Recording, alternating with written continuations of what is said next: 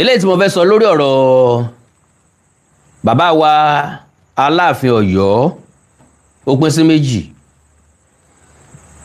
eléyìí sọ wípé new Aláàfin may become irrelevant if he refuses to work towards the unity of Yoruba people in the entire Oòduà land. Aláàfin Ọ̀wọ́ adé lè ṣe dáadáa. Àáwọ̀ rẹ̀ kọ̀ rẹ̀ ni èèyàn kì í wọ́ takọ́ta. Ọ̀pọ̀lọpọ̀ ìgbésẹ̀ ló ti wà. Ọ̀pọ̀lọpọ̀ àwọn asúnnikọlù ní ló ti sún Ọba Bímbọ́lá Akeem Ọ̀wọ́ adé láti kọlù àwọn èèyàn. Àwọn yẹn làbá pè lálàǹgbá orí èṣù, amúnikọlù ni. So èmi dẹ̀ máa ń sọ lẹ́niwé àwípé bàbá yìí ò burú tó báwọn èèyàn ṣe ń rò, ṣùgbọ́n àwọn kankan máa ń bẹ tó jẹ́ wípé èèyàn ò ní láǹfààní àti kọ̀. Kọ́lọ̀ má fi nǹkan kan ṣe ẹ̀kẹ́ ẹ̀dẹ́ fún wa, kọ́lọ̀ wọn má fowó ṣẹ̀kẹ́ ẹ̀dẹ́ fún wa, kọ́ má sọ fọmọ ṣẹ̀kẹ́ ẹ̀dẹ́ fún wa, kọ́ má fi aya ṣẹ̀kẹ́ ẹ̀dẹ́ fún wa, kọ́ má fi ọkọ ṣẹ̀kẹ́ ẹ̀dẹ́ fún wa, kọ́lọ̀ wọn má fi iṣẹ́ ṣẹ̀kẹ́ ẹ̀dẹ́ fún wa, kó sì má fi ipò ṣẹ̀kẹ́ ẹ̀dẹ́ fún wa. Ẹ̀kẹ́ ẹ̀dẹ́ lórí tí ò pé orí ìsọnù. Kọ́lọ̀ wọn má ṣe bẹ́ẹ̀ fún wa. Pápápá kó tó di pé mo kà yẹn, ẹ jẹ́ kí n ka ilé yìí.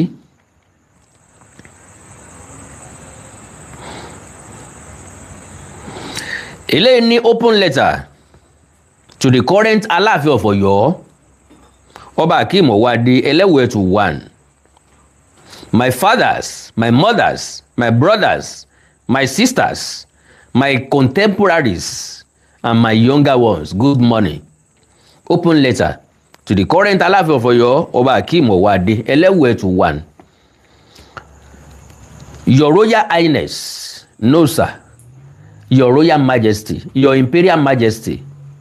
Aláàfin ò kì í ṣe Royal Highness àbí Royal Majesty, Imperial Majesty. So now the need to change your style, Kábíyèsí.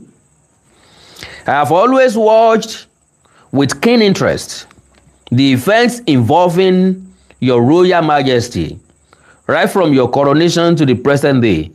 What I have observed is the determination of an Oba who has come onto the throne with a view to ascertain his supremacy and superiority over all other Obas in the entire Western region.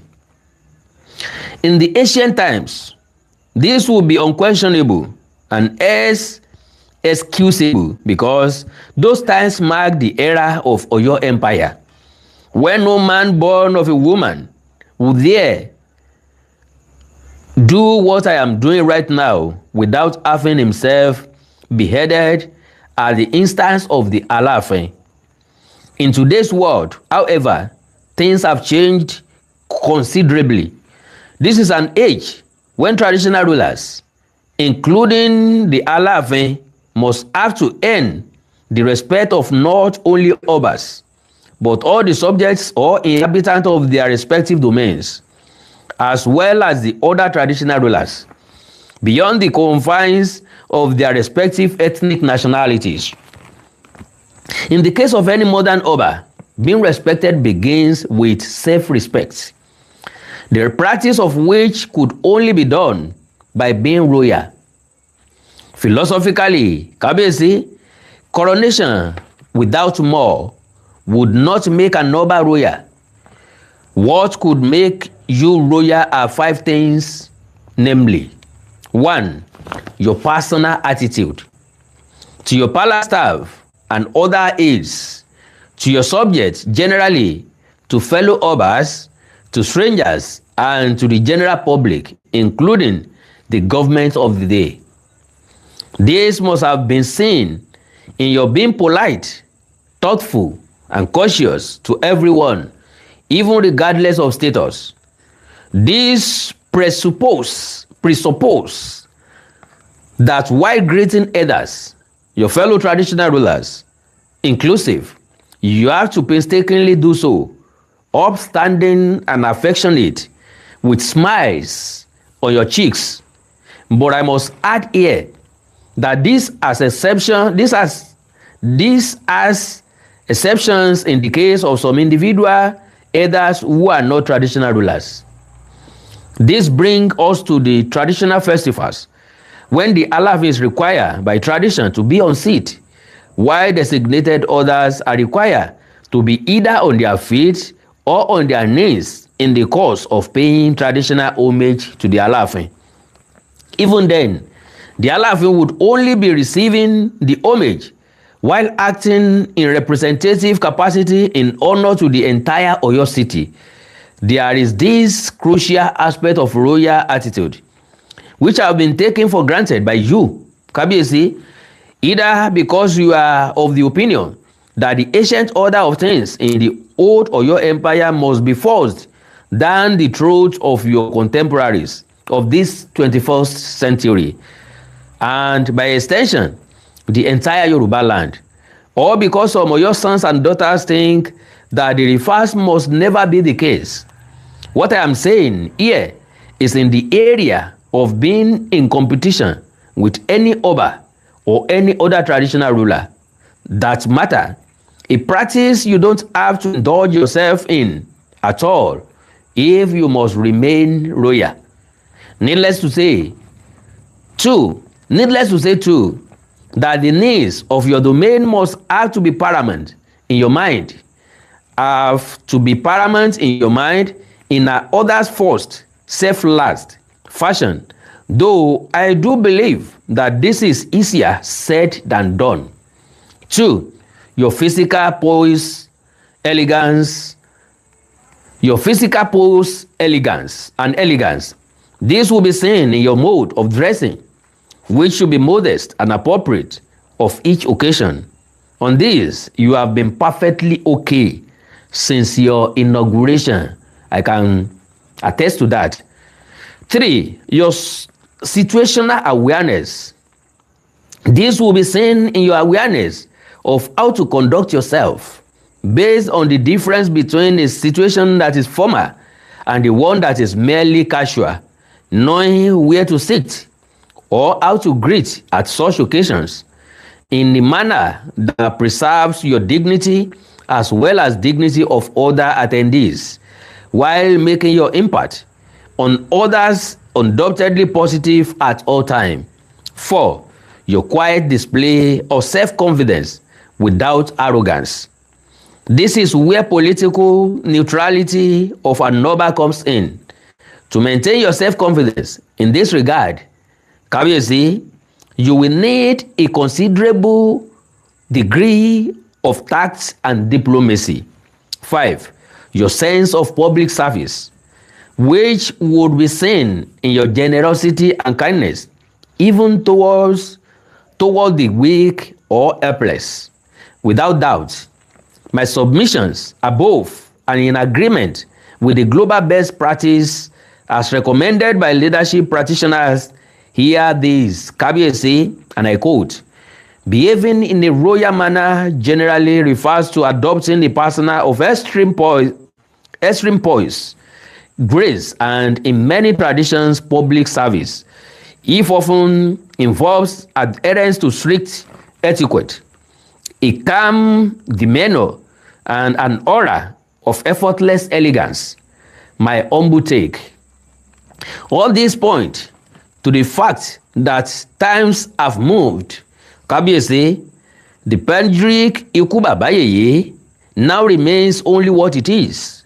That is, an oríkì meant to acknowledge and edify the place of the Aláàfin as one of the important obas in Yoruba cultural tradition. Kabiyesi, we move with time, and in this age and millennium, tact, diplomacy, and charisma do not only matter, they are the in thing in rulership and in leadership. To be continued. Matthew Oladimeji controls corner. Okay, ìyẹn wá látọ̀dọ̀ brother mi kan láti orílẹ̀-èdè United Kingdom. Wọ́n dẹ̀ promise wọn pé wọ́n bá wọn gbé jáde. Àwọn tó súnmọ́ bàbá wa Ikú Bàbá Yèyé wọ́n lè come across ẹ̀. Mo mọ̀ pé ó possible kan sọ létí bàbá. tàbí káwọn yẹn náà kí wọ́n amend àwọn nǹkan kọ̀ọ̀kan. So ìyẹn jẹ́ bẹ́ẹ̀. Now ẹ já kọ́kọ́ sọ̀rọ̀ Aláàfin ká tó wá sọ̀rọ̀ olóyè Sunday Adéyẹmọ Ìgbòho. Iṣẹ́ tó lóyè Sunday Adéyẹmọ Ìgbòho rán mi sí kí n tó wá jẹ. Now eléyìí sọ pé new Aláàfin Ọ may become irrelevant. No, I don't agree with that. If he refused to work towards unity of Yoruba people in the entire Oodua land, late Aláàfin Adéyẹmọ bullied Alagoja, who were the ones that gave Aláàfin Atiba land to build Agodoyo before it became Oyo Atiba. Ashipa, who was one of the Oyomesi, was spying by the men of, according to police reports and evidence found on the scene. Ààrẹ Mufu Olóòṣàoko should know this. Eléyìí ọ̀wá láti ń bẹ l'Amẹ́ríkà o, ń fẹ́ dárúkọ ni o. Should know this before coming to social media to attack Ile-Ife, Olórí Aládé, without any problem or attack from people of Ife or anybody.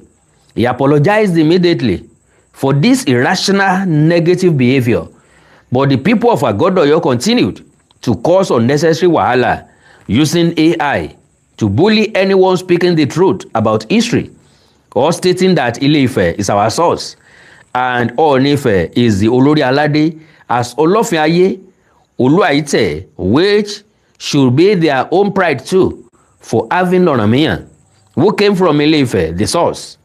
But they began to push false narratives without thinking about the reality. This is why we historians started exposing the truth about our history before Agodoyo people would change the factual history to fake history and continue with their fabrications without foundation.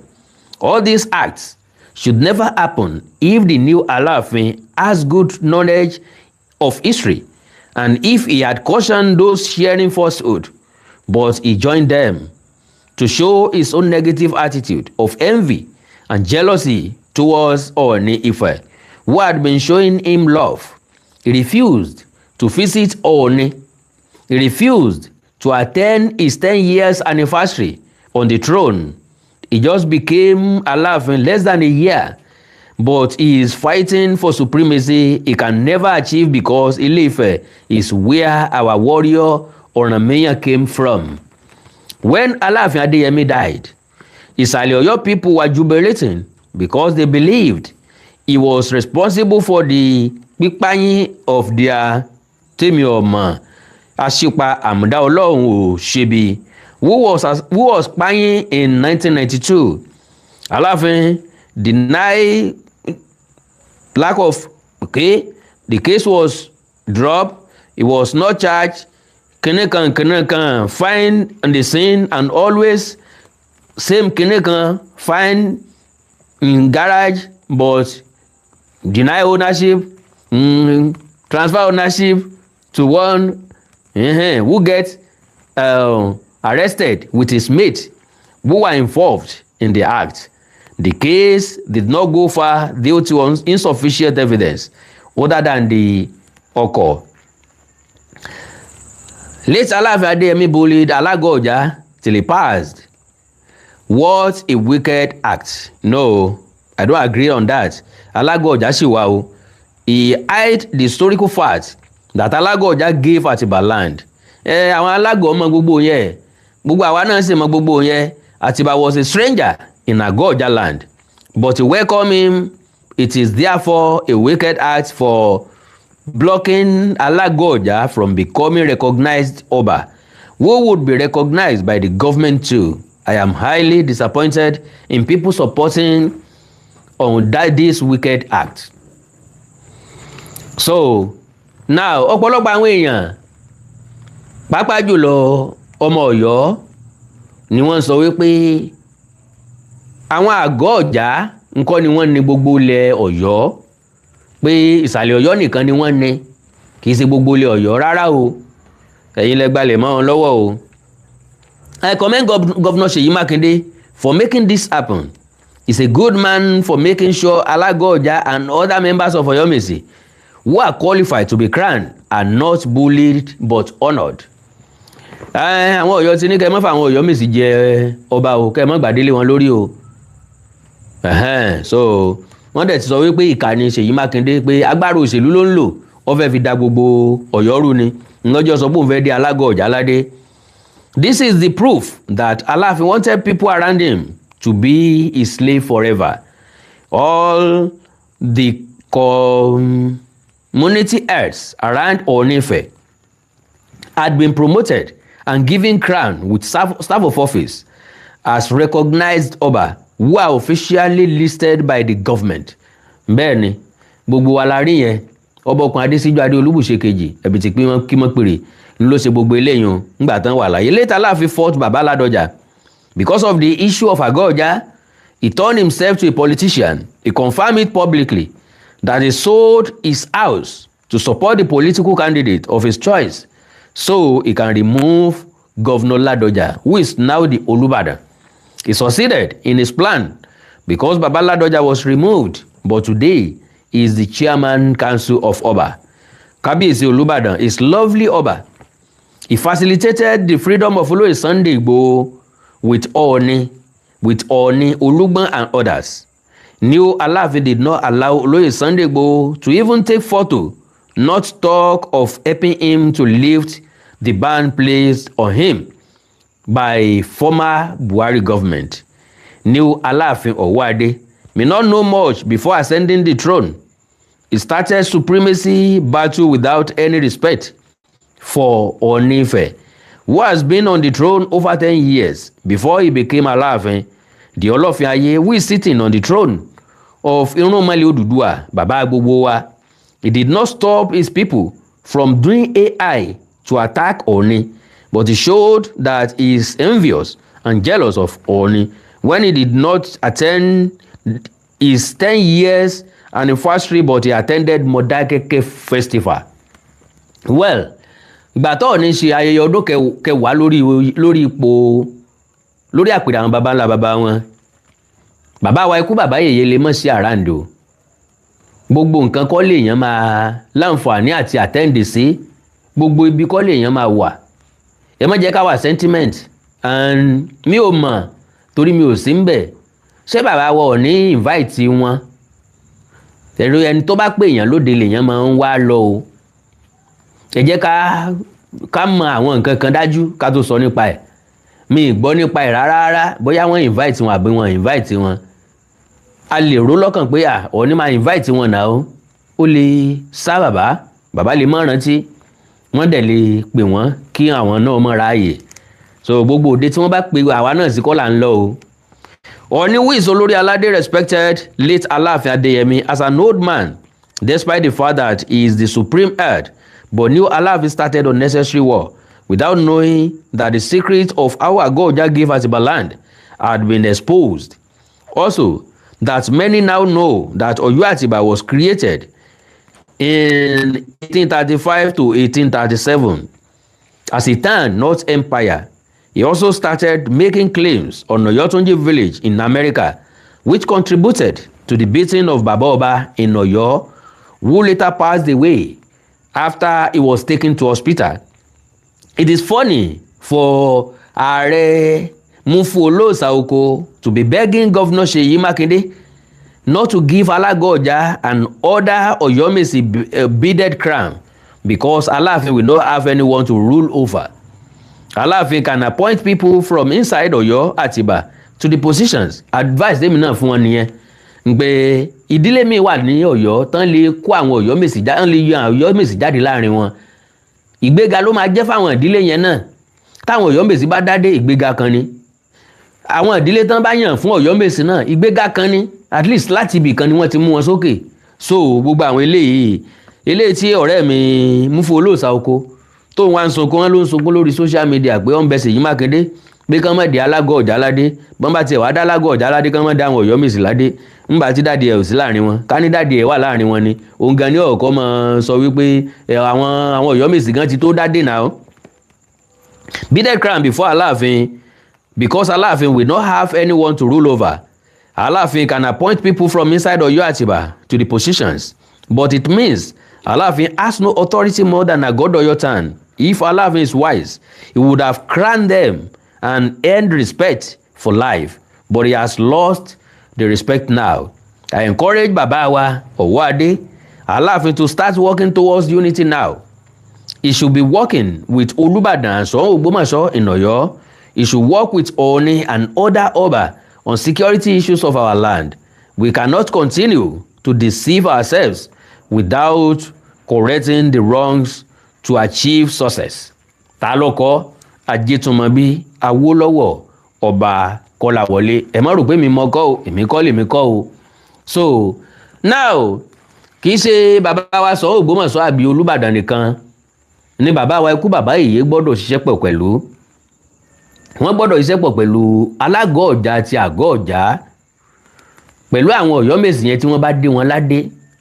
Prestige ló máa jẹ́ fún ikú bàbá Yèyé. Àwọn lè mọ̀ tí mọ̀, wọ́n dẹ̀ lè mọ̀ káwọn tó wà láyìíká wọn mọ̀ kó wá jẹ́ pé àìmọ̀ tàwọn tó wà láyìíká wọn ni wọ́n fẹ́ máa fi rú bàbá lójú, tí wọ́n fẹ́ sọ pé kò yẹ kó rí báyìí bó ṣe yẹ kó rí lélẹ́yìí, tán wá rò wípé ibi ni gómìnà Ṣèyí Mákindé ń ṣe láìmọ̀ wípé rere ni gómìnà Ṣèyí Mákindé ń ṣe.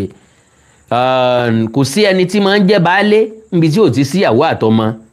Àpọ́n ni wọ́n ń perú wọn tàbí kí wọ́n pè wọ́n lókòbó.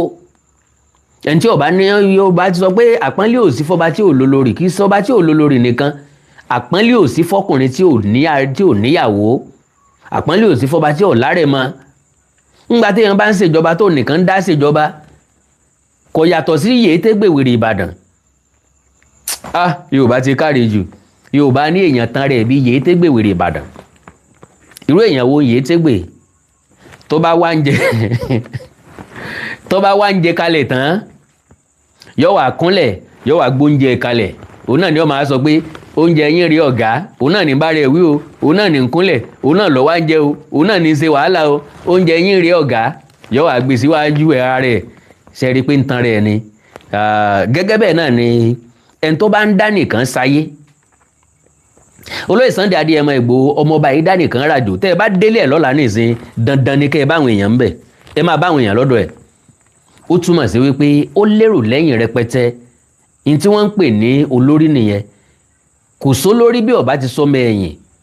Olórí tó bá ti nígbàgbọ́ pé òun nìkan ni no, ẹnìkan yìí dá ṣèlú, èèyàn kan yìí dá sọjà. Ìbàdí kan ò lè jòkó lẹ́ni, ẹsẹ̀ kan ò lè rìnà góróyà. You can never eat your cake and still have it. Èèyàn ò lè jẹ́ aṣòrókò kó tún já ṣòro yà fún.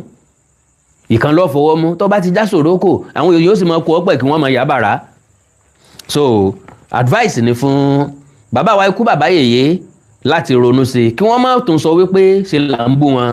Náà lórí ọ̀rọ̀ olóyè Sunday Igboho tẹ́ bá wò dáadáa ọ̀pọ̀lọpọ̀ àwọn èèyàn ni wọ́n ń lọ sílé olóyè láti lọ rèé kí wọn.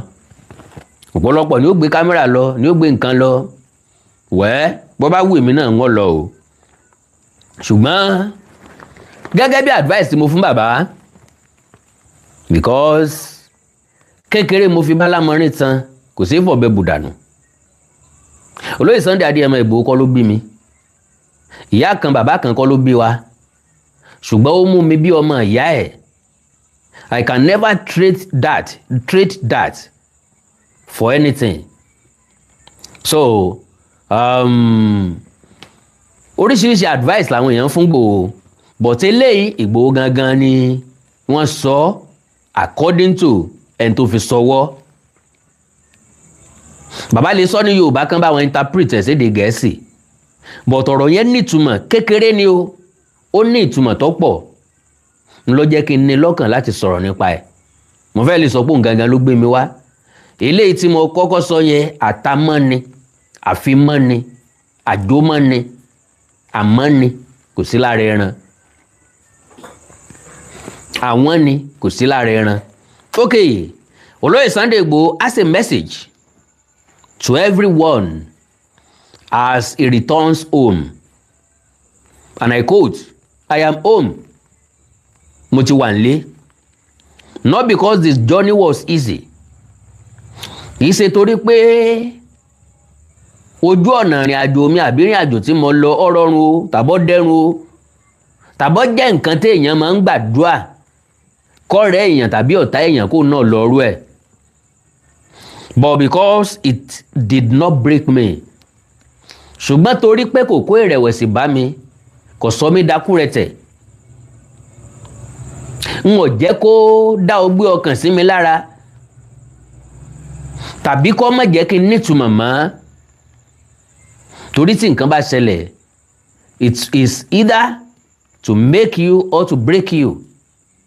Ọ̀nà méjì tí nǹkan gbà wá nù, eléyìí tó bá ti fààyè lẹ̀ fún ni. Tó bá gbà láàyè kó break ẹ, ó máa break ẹ. Tó bá gbà láàyè kó make ẹ, ó máa make ẹ. Ṣùgbọ́n tó bá fẹ́ gbà láàyè kó make ẹ, wàá rí sọ o. Olóyè Sunday Igboho máa rí sọ. Torí àwa mọ̀ púpọ̀ ń bẹ. Ìdènà tá a fi ń pè lọ́kùnrin. Ìdènà tá a fi ń sáré káàkiri pé kò gbọ́dọ̀ jìyà igbe. Ìdènà tá a fi ní ẹ̀tọ́ rẹ̀ ó gbọ́dọ̀ tẹ́ lọ́wọ́. Now, there were years when I lost my freedom. Lọ́dún díẹ̀ sẹ́yìn, mo pàdánù òmìnira mi. My properties, nǹkan ìní mi. My resources, friendships, àwọn ọ̀rẹ́ sá lọ. And people I loved, àwọn kan pàdánù ẹ̀mí wọn. Lójú ọ̀nà ìrìn àjò yìí, there were moments when my life itself hung in the balance. Àkókò kan bẹ́nu gbèsè ayé mi tó jẹ́ pé ilé ayé mi gangan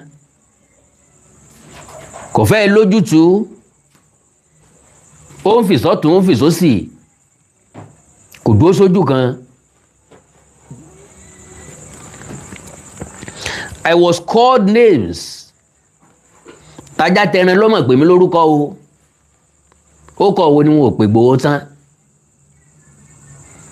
Ọ̀lẹ igbádogóje èrò wájà. Meanwhile, n tó según tígún fi pa lórí.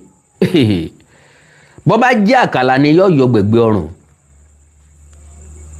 N tó solóyè Sunday Igboho tó wà láyé tí tó ń ta pọ́npọ́n. Bọ́ bá sẹ́mọ ẹlòmíì ni yóò ti dẹni àná.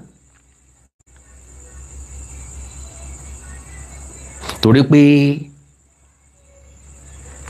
ó sẹ́nu ilé ládìí ẹ̀ẹ́dẹ̀tú ọdẹ nù.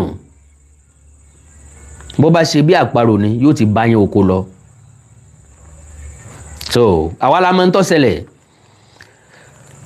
I was called names, rejected, misunderstood. Normally, mo fẹ́ lè sọ wípé olóyè Sunday Igboho kò sẹ́ni tó kọ̀ ọ́ sílẹ̀ o. We all loved you, we admired you, we appreciate you. Gbogbo wa pátápátá. Lóòótọ́ gbogbo èèyàn ò lè fẹ́ràn èèyàn. Tó bá fẹ́ kí gbogbo èèyàn fẹ́ràn ọ sọnù. A jẹ́ pé kò tó kú kan bẹ́lẹ̀ tán gbẹ́ fún ọ nìyẹn. Tán wá ń kọrin eré kárí ilé ọ wá jọba fún ọ. Tí gbogbo èèyàn bá ti lè sọ pé tí gbogbo èèyàn bá ti lè fẹ́ràn ẹ. Ọ wá ń tẹ̀lé wọn lọ bì kan jọ torí Ọlọ́run kọ́kọ́ kó break. Wo wájú kó wo ẹ̀yìn kó wo ẹ̀gbẹ́ kó wo ọ̀tún kó wo òsì náà. Kó tó tẹ̀síwájú ìrìn àjò pẹ̀lú wọn. Because òye yé mi pé gbogbo ayé ò gbọdọ̀ fẹ́ràn èèyàn. Àwọn kan fẹ́ràn àwọn kan takò ọ ìgbà tí ilé ayé dùnnú.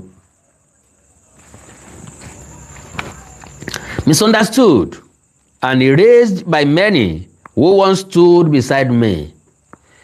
But exile could not take my conscience. Àjò tí mo lọ tàbí àjò tí mo wà kò gba ẹ̀rí ọkàn mi. It could not take my love for the people. Kò gba ìfẹ́ mi fún àwọn èèyàn mi. It could not take my belief that a nation is more than its government. Kò yọ kúrò lọ́kàn mi. Ìgbàgbọ́ tí mo ní pé orílẹ̀-èdè ó ju ìjọba kíjọba tí bá ń bẹ nínú ẹ̀ lọ. Torí pé nínú orílẹ̀-èdè níjọba wà. Bí ó bá sórílẹ̀-èdè kò sí ní tíjọba ó ṣèjọba lé lórí, kò sẹ́ni tá a mọ̀ pè níjọba, kò sí ní tá a mọ̀ pè níjọba, kò sáwọn tí ó wà nípò ìjọba. Today, I return with no anger and no revenge in my heart. Lónìí, mo ti padà dé o. ṣùgbọ́n bí tí wù kọ́ ọmọ kò sí ìbínú kankan tàbí èrò lọ́kàn mi pé mo fẹ́ gbẹ̀san, and that is olóyè Sunday Adéníyì Adéyẹmọ for you. No hatred whatsoever. I am saying it as it is. Tó bá jẹ́ other side ni, you know me as Mr. Say it is as it is. Mo mọ Ìgbòho dáadáa. Ìgbòho kì í fi orí ahọ́n báyàn ṣe. Lóòótọ́ ìfẹ́ tí Ìgbòho ní sí ọ̀pọ̀lọpọ̀ èèyàn kì í jẹ́ kó reject àwọn nǹkan kan. Ló jẹ́ pé gbogbo tẹ́ ẹ bá mú wá fún Ìgbòho ni Ìgbòho máa gbà. Gbogbo tẹ́ ẹ bá sọ fún Ìgbòho ni Ìgbòho máa gbọ́. Ìgbòho kì í verify problem tẹ́gbọ̀n mi nínú. Kò ráyè láti mọ wádìí. Tó bá ti sọ nǹkan fún ṣé bó ṣe rí nu kò sí wàhálà a máa gbé ìgbésẹ̀ lórí ẹ̀ ọ̀tán. Ìgbòho love everybody. Ní bá súnmọ́ Ìgbòho tó bá sọ wípé Ìgbòho kò kó èèyàn mọ́ra ó ń tàn ọ́ mọ̀ Ìgbòho. Ìgbòho tẹ́ ń rí níta kọ́ ni Ìgbòho tó wà nínú ilé. Ìgbòho tẹ́ ń rí níta ni Ìgbòho jagunjagun. Ìgbòho tó wà nínú ilé is a full responsible man, a loving and caring man. Tó care tí ó care fún kì í ṣe ọmọdé kì í ṣe obìnrin nìkan ló care fún, ó care fún ọkùnrin. He máa ń care fún mi bí ẹni pé ọmọ kékeré ni mí ni. So I so much love him and I will always love him. Irrespective of distance between us. I don't care. So he remain my brother till eternity. So that is him for you. Today I return with no anger and no revenge in my heart. Bó ṣe rí nìyẹn, Ìgbòho ọlọ́kàn láti sọ pé ó fẹ́ gbẹ̀san lọ́dọ̀ ẹni kankan. Only gratitude for life, lessons learned. Mo wá dúpẹ́ fóore ọ̀fẹ́ mi. Ẹ̀kọ́ tó yẹ kí n kọ́ nínú ìṣẹ̀lẹ̀ tó ṣẹlẹ̀ sí mi mo ti kọ́. And a renewed commitment to serve humanity with integrity. You are always with integrity, my brother. You always love your people. You can go to any length to rescue your people, to support your people, to be with them, even at the cost of your own thing. So, this is not a victory lap. This is a continuation of purpose. Thank you to those who stood firm. To those who doubted, I wish you peace. The work continues. Iṣẹ́ tó lóye Sunday Adéyẹmọ Ìgbòho rán sí gbogbo ọmọ kóòtù òjíire bínú. So, àwa náà wá àbẹ́mi náà wá sọ fún olóyè Sunday Adéyẹmọ Ìgbòho pẹ̀lú àwọn tó máa ní ọkàn kan náà pẹ̀lú mi wípé pẹ̀lú ògo Ọlọ́run kò ní kù lẹ́yìn. Àkọ́kọ́ nù, mo wá ní ẹ̀bẹ̀ àdúrà kan k'Ọlọ́run ó dá mi lẹ́jọ́ bọ́kàn mi bá ṣe rí sí ọ. Torí bọ́kàn tiẹ̀ ṣe rí náà ló ṣe ń wò wá. Bọ́kàn tèmi náà bá ṣe wá rí sí ọ k'Ọlọ́run fi dá mi lẹ́jọ́. Tó bá jẹ́ pórí ahọ́n ni mo ti ń sọ ọ̀tọ̀ ní tí ń bẹ ń sàlẹ̀ ẹkùn mi k'Ọlọ́run fi dá mi lẹ́jọ́. So kí làdúrà mi tí mo máa ń gbà fún ọ òun ni wípé láti 2021 sí 2026 àlàfo ọdún 5 ló wà ń bẹ o. Tó bá di July 1st ló máa pé complete 5 years tí ṣẹlẹ̀ yẹn ti ṣẹlẹ̀. Gbogbo tí wàá lù mọ́ ìkó lọ nínú ìrìn àjò ọ̀hún gbọ́ Ọlọ́run àánú. Ìwọ ló sílẹ̀kùn ní tó tún ti padà lálẹ́ yìí bá wa dá padà fún Ìgbòho nílọ́pọ̀ àìmọye. Ọlọ́run bá wa fi lọ́kàn balẹ̀. Gbogbo èso tọ́tara rẹ̀ jáde kọ́ mọ́mọ́ nira. Ìgbòho máa ń gbé ọ̀rọ̀ lọ́yọ̀rọ̀ sáyà. Ṣùgbọ́n lọ́pọ̀ ọgbà ẹni tí bá ń gbọ́rọ̀ lọ́rọ̀ sáyà ayé lè má gbọ́rọ̀ tiẹ̀ sáyà o. Ṣùgbọ́n òye yé mi pé ọmọ káàárọ̀ òjíire gbé ọ̀rọ̀ Ìgbòho sáyà. So lẹ́yìn ẹ̀ advice tí mo follow Sunday Adéyẹmọ Ìgbòho ni wípé gbogbo àwọn tí ń faránù ọ bí ológbò, àwọn tí ọmọ wa kí ọ, àwọn tí ọmọ yọ kámẹ́rà jáde nǹkan ó compulsory ó wà ókè o láti allow wọn o. Ṣùgbọ́n má fún wọn láàyè tó pọ̀. Jẹ́ kí wọ́n wá fẹ́rẹ́ kí wọ́n lọ fẹ́rẹ́. Ṣé ẹ gbàgbé sà? After 2 weeks ẹ tilẹ̀kùn lé yín. Ní ti páwọn èèyàn ní wá kí o ẹ mọrú àlejò tẹ́tùn gbà. so pápápá òun náà ni kí jamboree àbí kí ni gbogbo ń tó kọ́kọ́ ṣẹlẹ̀ yìí ná gbogbo ókè inú gbogbo wa dùn o ẹ̀gbọ́n wa dé o ọ̀gá wa dé o àbúrò wa dé o ọmọ wa dé o ẹ jẹ́ á lọ kí ká lọ bá ṣàjọyọ̀ ọ̀sẹ̀ méjì ti tó lẹ́yìn ọ̀sẹ̀ méjì strict policy kó jáde gbogbo èèyàn kọ́ ni yóò tún máa wọlé Ìgbòho mọ́ sọ́rí o èmi kọ́ la alákòóso bẹ́ẹ̀ o ṣùgbọ́n àwa ò tún sọ kó compulsory fún mi láti sọ kò pọn dandan káwọn tó wà ń bí òun mú lò but it is very very compulsory for me to say it because majority àwọn tí ń lọ kí Ìgbòho àwọn tó fẹ́ hàdì mọ́ fẹ́dà wọn ni àwọn tó fẹ́ hàdì mọ́ viewers wọn ni àwọn tó fẹ́ hàdì mọ́ subscribers ni àwọn tó fẹ́ hàdì mọ́ followers ni ntí wọn ó sì máa béèrè lọ́wọ́ olóyè ó lè ga ju nǹkan tí ó yẹ kó lóyè ó sọ lọ ẹ̀gbọ́n mi ọ̀mọ̀rọ̀ kan láì sọ ńlọ́jẹ́ kí n sọ ń jò ní bọ̀dá you are more of a warrior